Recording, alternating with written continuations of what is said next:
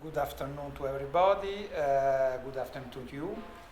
I think that, well, I work in research and innovation, and my specific field is research and innovation since several years. And I would say that in this field, there are several major challenges today at European level. First of all, I think that one of the main points we are working on is to create better links between research and innovation, research and markets, and try to bring the research results and exploit it to solve societal challenges. That is a major trend both in Italy and at European level.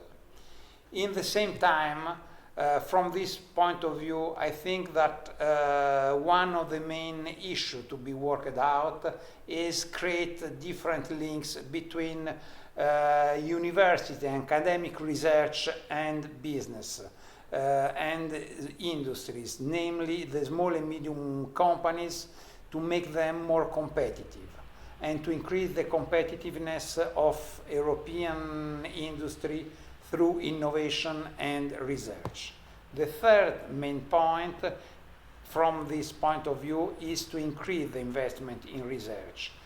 In this particular moment where the financial and economic crisis is so strong, statistical evidence shows how the investment in research, and member states as Finland that has invested and have a huge investment historically in research are passing through this economic crisis in a better shape. And that is because they have a competitive industry that can help the development of the society.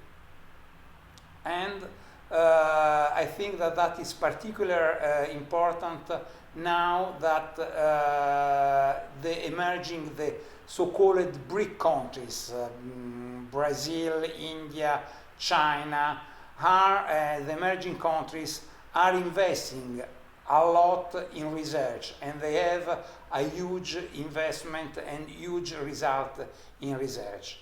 And if we want that Europe will be competitive, we have to increase this investment.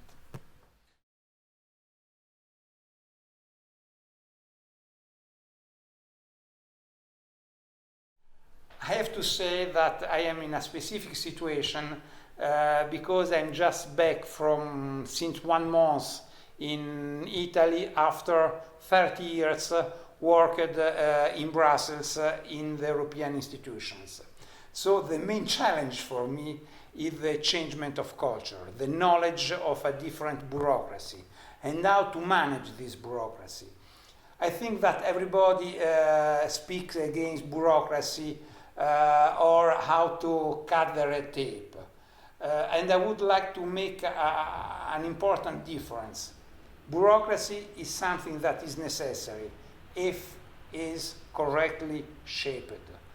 Bureaucracy could mean procedure, right procedure that give the necessary transparency and the insurance to everybody about equal treatment. That is a good bureaucracy.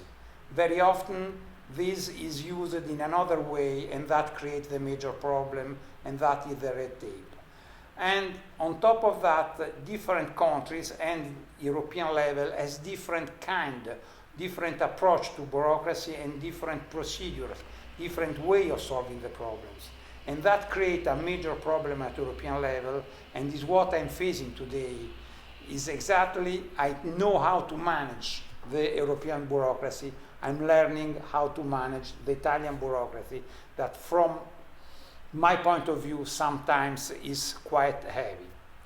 Second point, I would say from this point of view in terms of management of the Italian research strategies and grants, what we have to do a lot in terms of cutting the red tape and speeding the process of selecting the project that we want to fund and in speeding up the payment, because what is very important in research is to have a quick answer to the companies and universities' proposal, so that the ideas can be worked out and brought to the market as soon as possible in the quickest way.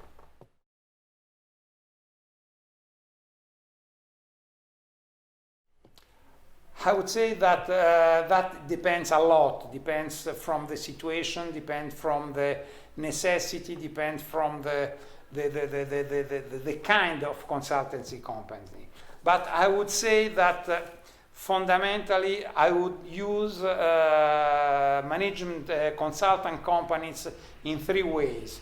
One way is how this ministry is working, is using today the consultant companies, and that is in terms of technical assistance to give us necessary skills that are not necessarily present in the public administration. The second way is, and that I think in Italy should be used better, is in terms of evaluating the impact assessment of research policies, of policies as such. Coming from Brussels, I find that I think that the culture of impact assessment of strategies at Italian level and in the research in Italy is not so developed, and that is an important point to have a better impact on use of public money.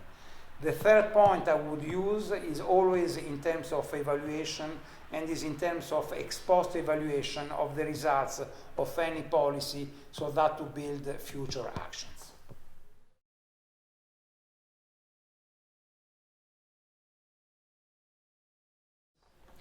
First of all, I think that any advisor should be chosen on competitive ground. It's not just a direct, but as soon as possible, and every time it's possible, you must put in competition different advisors, different companies, to have the best cost benefit in your choice. Having said that, there are several criteria that I think are important. First of all is the sector knowledge. Sometimes there are companies that are stronger in a technological sector or in a field. So you need, when you use an advisor, the best knowledge that is at disposal on the market.